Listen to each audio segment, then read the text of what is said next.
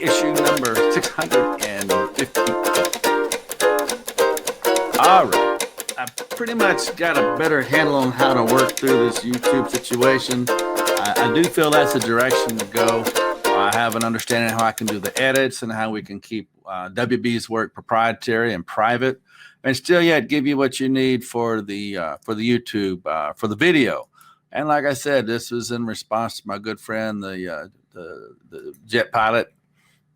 Said, "Hey, I really would like to rewind, you know."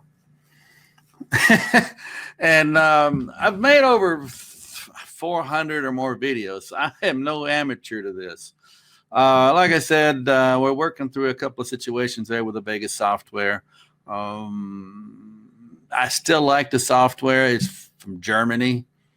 Looking back, you know, it was maybe not the quickest responses I would like, but I'm a tech guy like you. I'm a dangerous man, actually, but I'm a tech guy you would not believe. So we'll let them roll with it. So we're going to just keep the WB stuff between me and you, and we'll do another cut so the YouTube can get what they need, but we're just going to strip out all the fluff and get right to it. Let's go.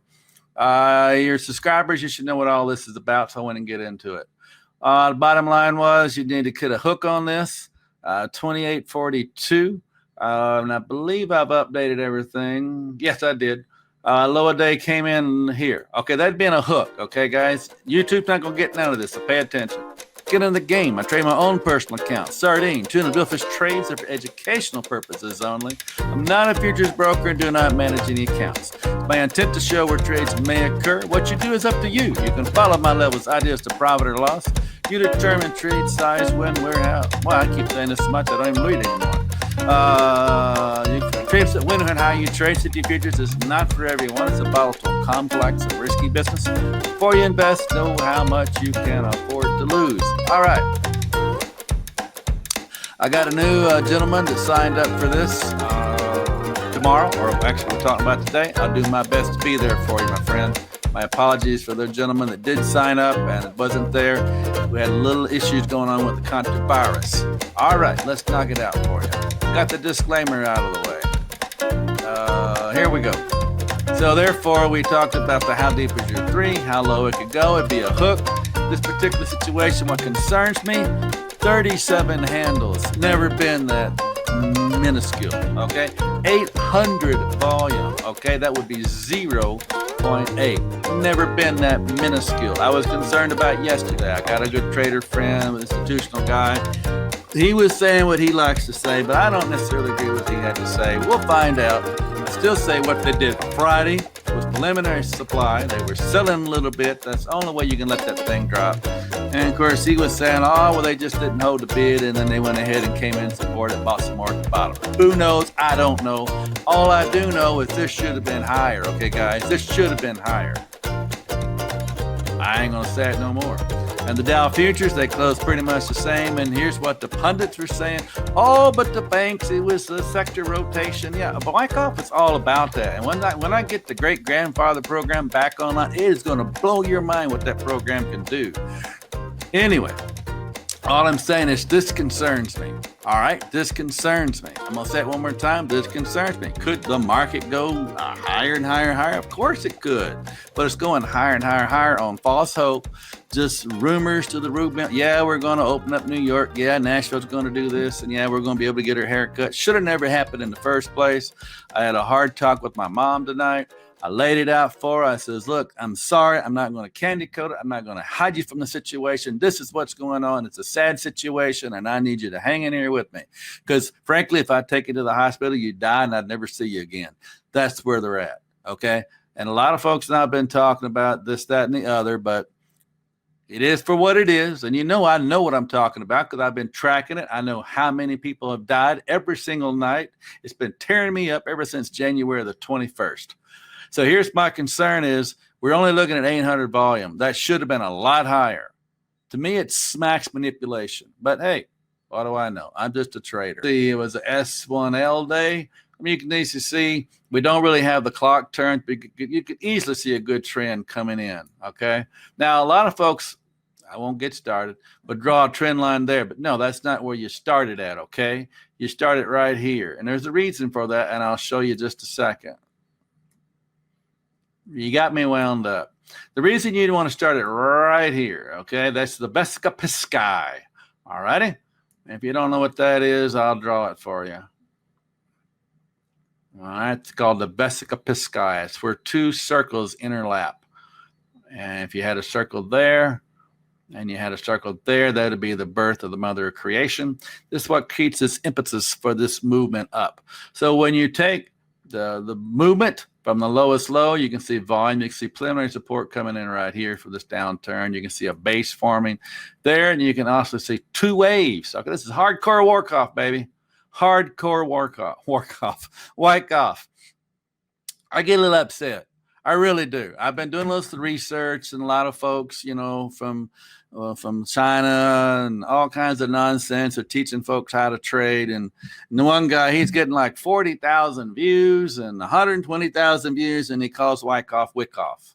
And he apologized for the second video, but it's just amazing how, you know, folks that really don't know what Wyckoff is all about have become experts. I'm not saying everybody. I'm just saying it really kind of graded against me a little bit. And he was talking about how you need to mix Wyckoff with Elliott. And if you really knew Wyckoff, you really studied Wyckoff, you'd have known that Wyckoff would have had nothing to do with Elliott.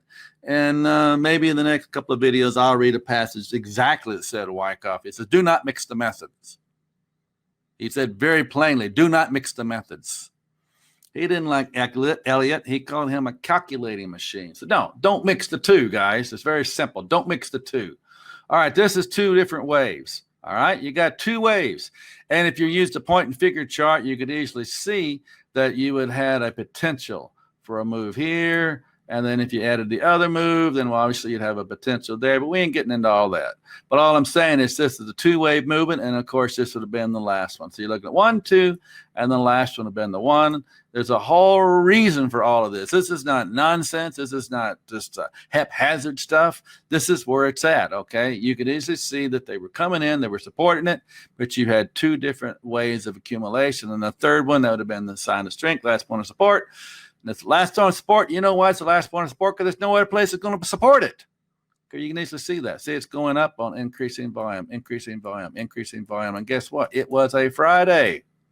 I apologize. I didn't get the market recap because something blew up on the other platform that had nothing to do with a long story.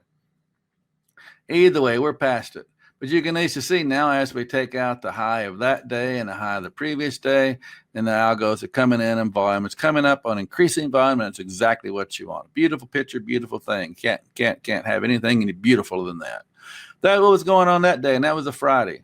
All right. Obviously, that was the S3L day, and the cycle continues, so that's why it's normal for today. Hopefully that helps. All right. That'll take care of making that video. No, I was kidding. I'll make another one. But we had some major issues with YouTube. I don't know what was going on. Even Demio was having trouble. And like I said, I'm trying to get everything on my other computer. And it'll be a beautiful thing when it happens. And we'll make it happen. This is as simple as that. All right, that's where we at here. I left that from the previous thing. Obviously, the Dow closed. And I made a comment there in the chat today. 3 million folks have been infected. Take it for what it's worth. 207 folks have died. And not to belittle anything, but 150,000 people on the planet die every day. And 360 individual babies are born. So if you take 360 over 150, ironically, that comes to about 41%, which is about 38%. It's all humans. That's what all humanity is about. So obviously the market didn't really care about all those deaths, and so now they're starting to discount it. I'm just curious why we shut down the whole country for almost 2 months. Now that spring is here, and that's a different story. Now that oil has finally played its card, or the crude has finally played its card, different story. And now you get to hear this. Oh, you can go ahead and open up the restaurants, but we're still going to enforce social distancing. I heard that NBA basketball players, the millionaire guys, they can only play in groups of 3, groups of 4, and they can only play for 1 hour, and no coaches are allowed, just support staff. It's just a bunch of nonsense in a bigger picture. Pushed higher, upward. Bulls have it in their sights, which they did, of course. Here's what I was talking about: 0.9 lots, 0.09, which would be 900,000. Normal days, I've already told you that. Skis, and obviously they just went ahead and pushed it down a little bit, and we'll talk about that in a moment. And then what they do? They just kept marking up campaign. The news was pretty much a bullish outturn.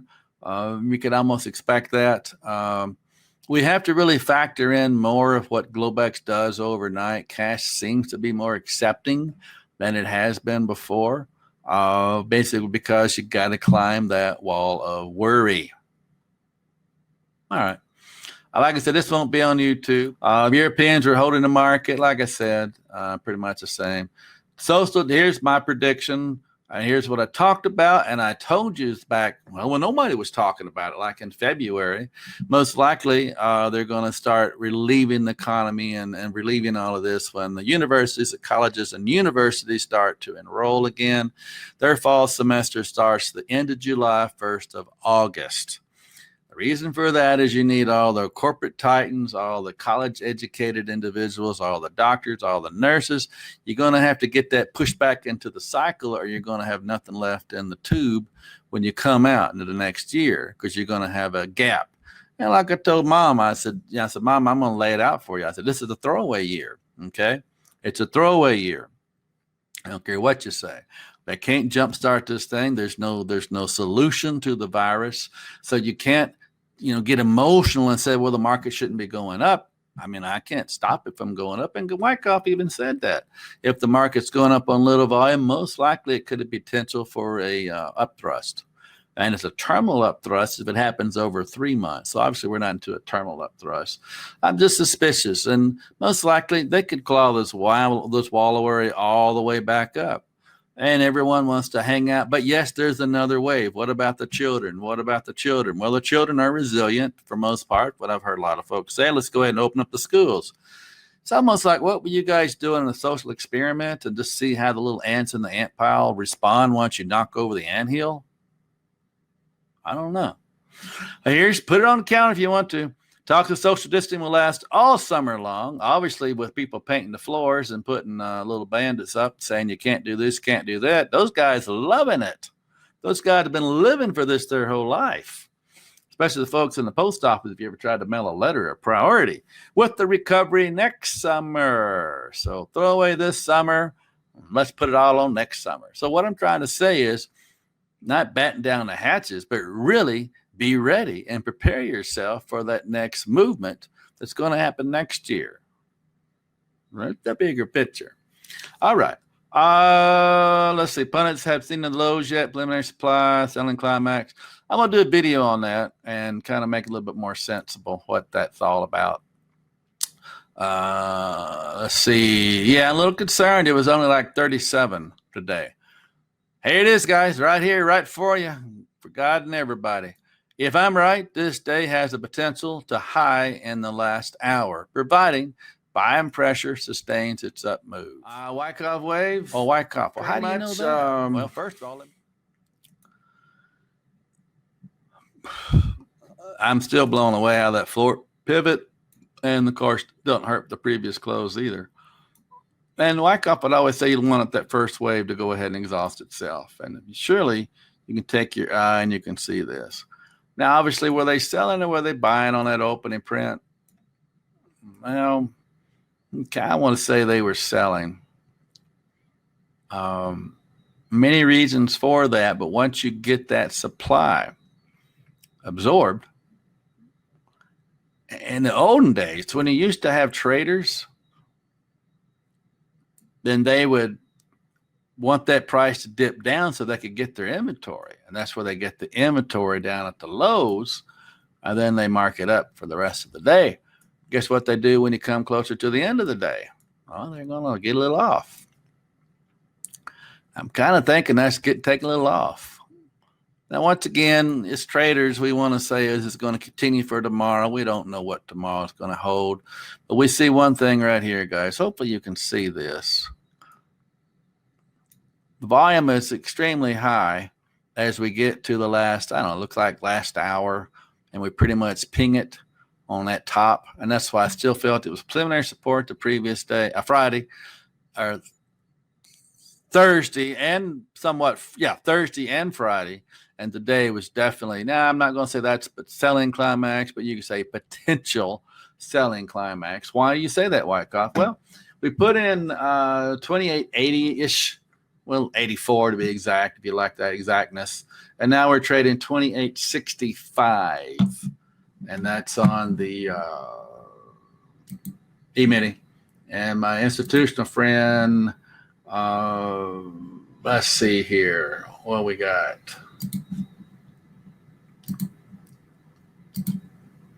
We've got, try to get it right. Yeah, the Dow futures really seem to be trading in major even round lots. About 24. Now let's see here. Give me 1 minute. We can no longer consider everything independent. Everything is pretty much held together with a common bond, which is somewhat scary.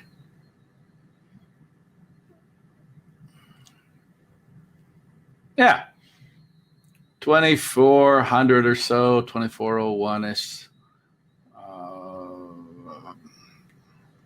I saw it like 2399 is what I saw. And we pulled back, and now we're kind of recovering off of that. Which I don't really like looking at the Dow, but I told him I would take a look at it. But still, yet to me, we're just trying to climb that wall of worry. That's the main thing. So the futures seem to be trying to make a recovery. This was done supposedly on all the banks' good graces. And a lot of folks were saying it's like shooting fish in a barrel. WB's not with us, but he would have said that.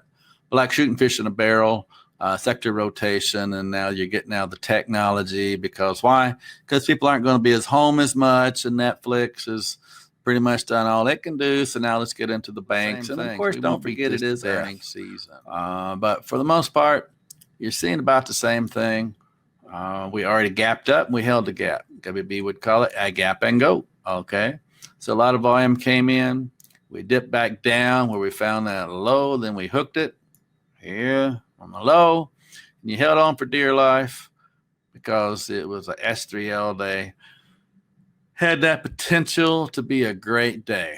And of course, a couple of things. If you keep your eyes here, you should see somewhat of a divergence. All right.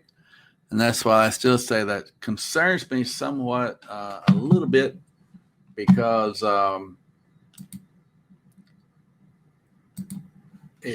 it shows that, how can I say this? The stronger securities are going to run out, and then the laggards come in. So, it looks like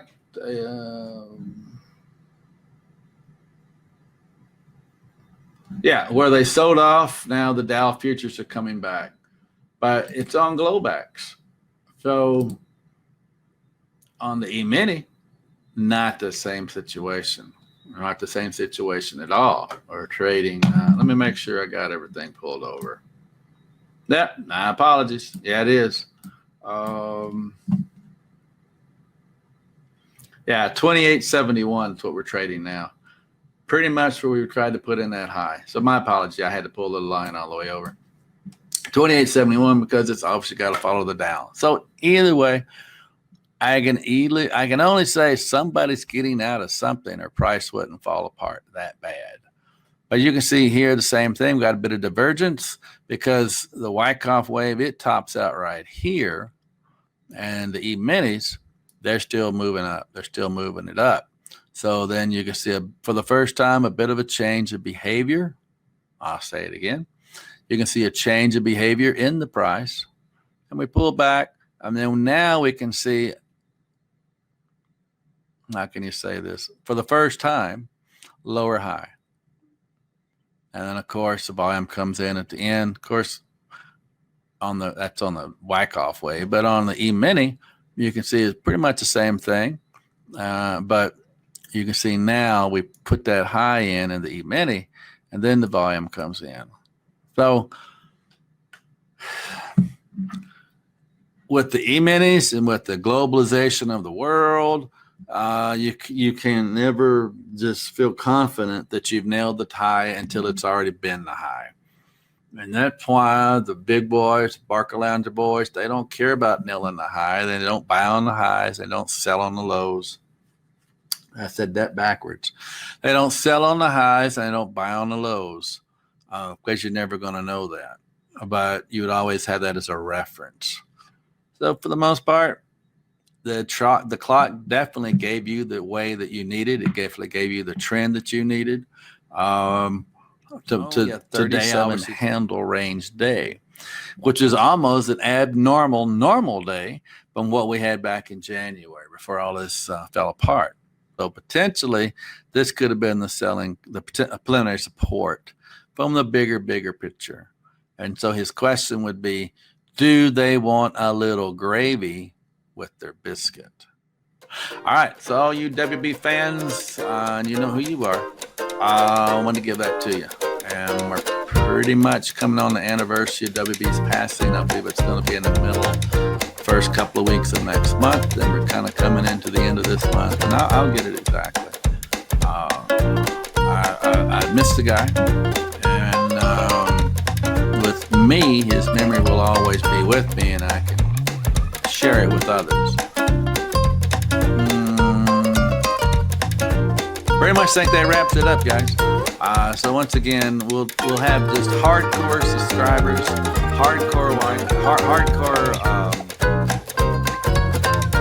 hardcore WB, and I'll probably still give you some Wyckoff if I don't get too carried away.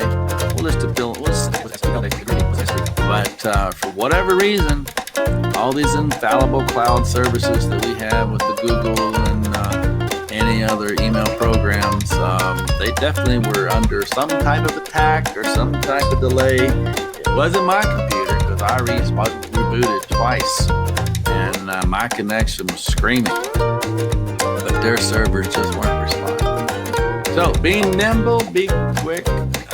You don't have to wear all that. Don't let the market make you sick. This is Wyckoff Creators.